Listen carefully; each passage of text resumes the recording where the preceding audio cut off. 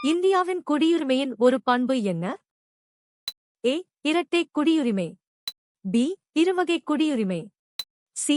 ஒற்றை குடியுரிமை. டி. மாநில குடியுரிமை. சரியான பதில் சி. ஒற்றை குடியுரிமை. சரியான விடை. இந்திய அரசியலமைப்புச் சட்டம் நாடு முழுவதும் உள்ள அனைத்து குடிமக்களுக்கும் ஒரே மாதிரியான ஒற்றை குடியுரிமையை வழங்குகிறது.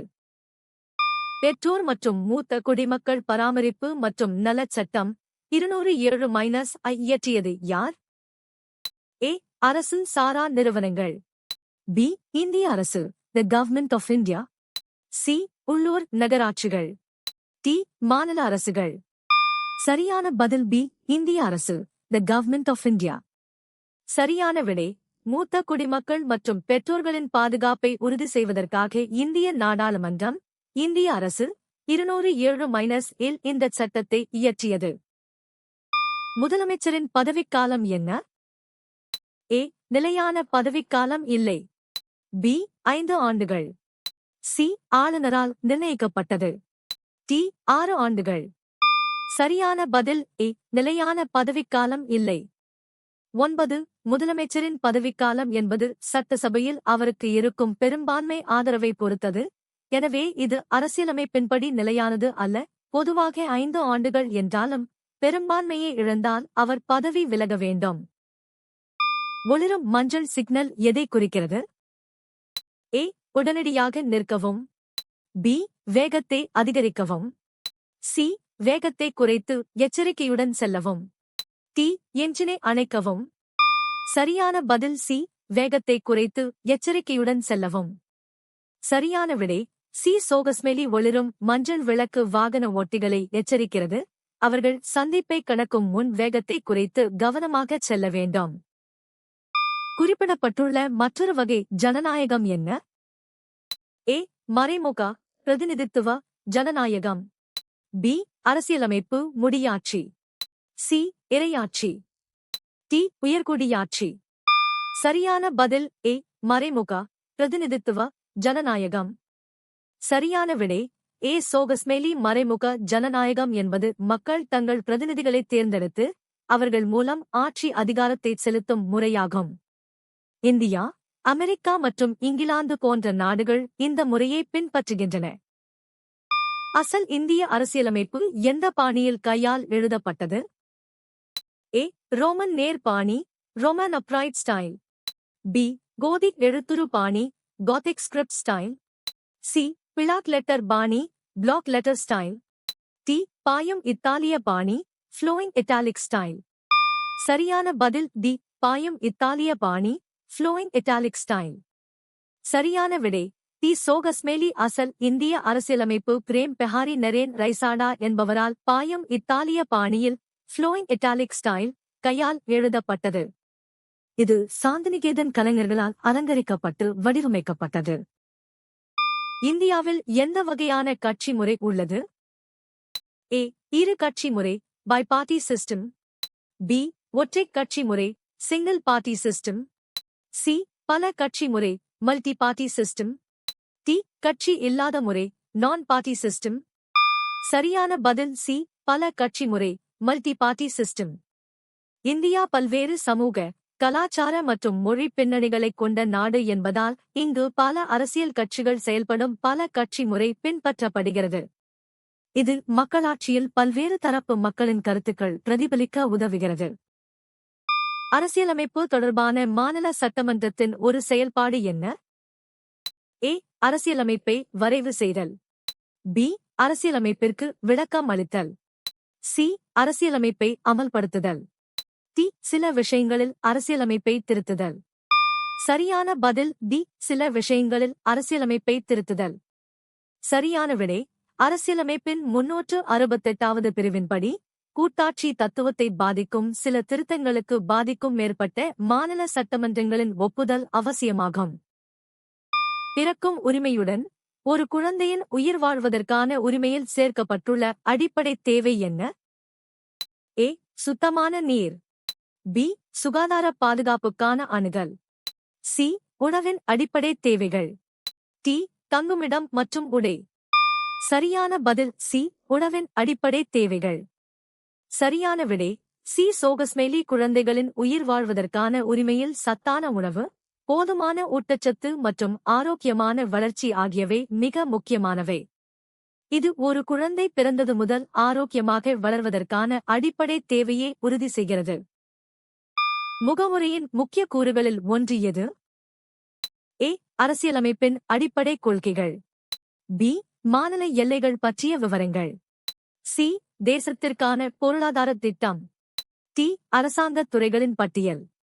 சரியான பதில் ஏ. அரசியலமைப்பின் அடிப்படை கொள்கைகள்.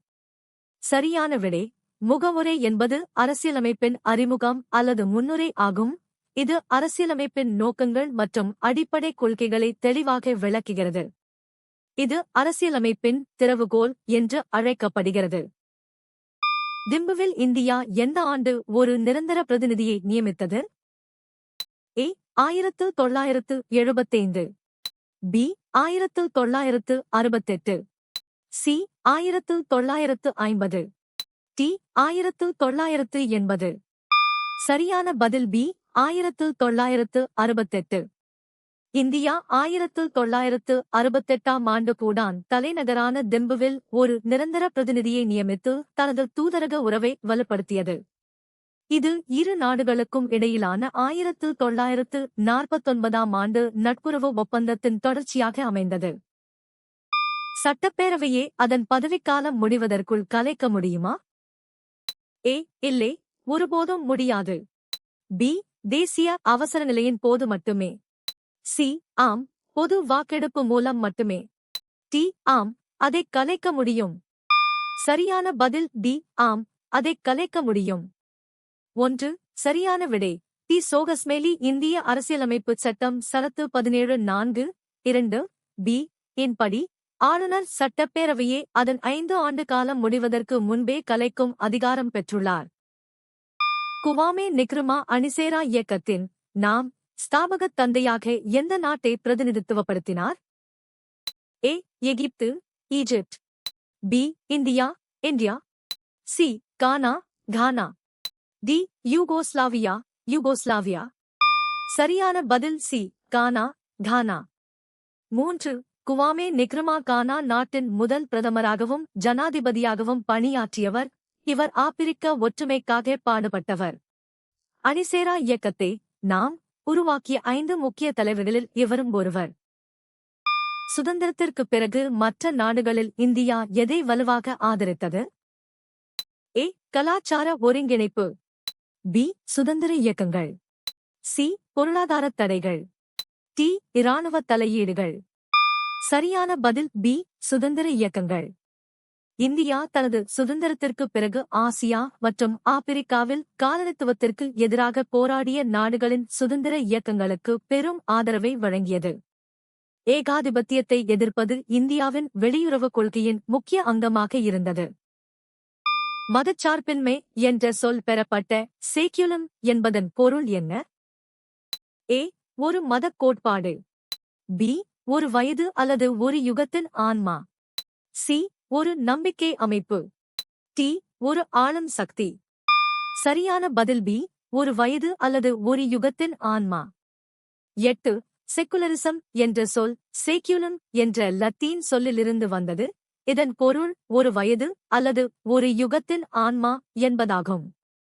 இது மதச்சார்பற்ற அல்லது உலகியல் சார்ந்த விஷயங்களை குறிக்க பயன்படுத்தப்படுகிறது. தற்போது அரசியலமைப்பில் எத்தனை அடிப்படை கடமைகள் கூறப்பட்டுள்ளன? ஏ. 11. பி. 7. சி. 10. டி. 8. சரியான பதில் ஏ. 11. சரியான விடை 1976 இல் 42வது திருத்தத்தின் மூலம் 10 கடமைகள் சேர்க்கப்பட்டன. பின்னர் 202 இல் 86வது திருத்தத்தின் மூலம் 11வது கடமை சேர்க்கப்பட்டது. தற்போது இந்திய அரசியலமைப்பின் பகுதி 4A பிரிவு 51 கீழ் 11 அடிப்படை கடமைகள் உள்ளன. பிப்ரவரி முதல் மே வரை நடைபெறும் நாடாளுமன்ற கூட்டத்தொடர் எது? ஏ. நிதிநிலை அறிக்கை கூட்டத்தொடர், பட்ஜெட் செஷன். பி. பருவமழை கால கூட்டத்தொடர், மான்சூன் செஷன். சி. இலையுதிர்கால கூட்டத்தொடர், ஆட்டம் செஷன். டி. குளிர்கால கூட்டத்தொடர், வின்டர் செஷன். சரியான பதில் ஏ. நிதிநிலை அறிக்கை கூட்டத்தொடர், பட்ஜெட் செஷன். நாடாளுமன்றத்தின் நிதிநிலை அறிக்கை கூட்டத்தொடர் பொதுவாக பிப்ரவரி மாதம் தொடங்கி மே மாதம் வரை நடைபெறுகிறது. இது ஆண்டின் முதல் கூட்டத்தொடர் மற்றும் மிக நீண்ட கூட்டத்தொடராக கருதப்படுகிறது. பருவமழை கால கூட்டத்தொடர் ஜூலை முதல் செப்டம்பர் வரை நடைபெறும். தென்னாப்பிரிக்காவில் மகாத்மா காந்திக்கு திருப்புமுனையாக அமைந்த குறிப்பிட்ட தேதி எது? A. June 17, 1893. B. July 7, 1893. C. July 17, 1893. D. June 7, 1893. சரியான பதில் டி. ஜூன் 7, 1893. சரியான விடை தி. சோகஸ்மேலி ஜூன் 1893 7 அன்று பீட்டர்மாரிட்ஸ்பர்க் இரயில் நிலையத்தில் காந்தி இரயிலில் இருந்து இறக்கிவிடப்பட்டார். இந்த நிகழ்வே அவர் இனவெறிக்கு எதிராக போராடத் தூண்டிய முக்கிய திருப்புமுறையாக அமைந்தது. நீங்கள் எத்தனை சரியாக பதிலளித்தீர்கள்?